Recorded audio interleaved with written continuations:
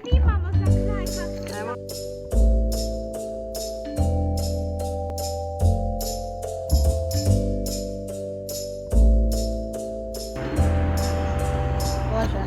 Dobrodošli u grad Vrbovec!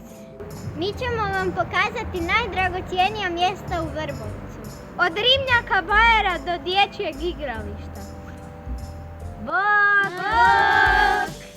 Bok! Ja se zovem Nika. Iza mene je kula Petra Zrinskog.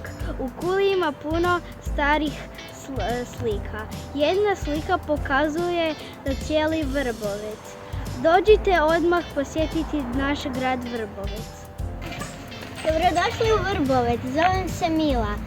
Moj park je odličan, s biciklom se volim voziti po parku. S prijateljima se obožavam igrati svakakvih igra u parku. Zabavno mi je pričati s tatom i mamom i sjediti na klupi. Preko puta parka je glazbena škola, pa poslije sata klavira mogu na sladoletni centar. Dobrodošli u grad Vrbovec.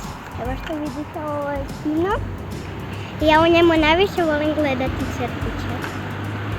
Bye. Bok, ja sam Marta, volim ići u kino.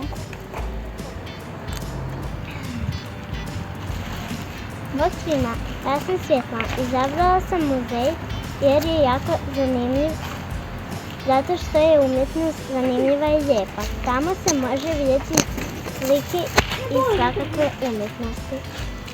Hej Bog, zovem se David, dođite na jezero Bajer, tamo vam je mir i tišina, samo se čuje skakanje šarana. Zove sam Katarina, ja i sestra se volimo vozati.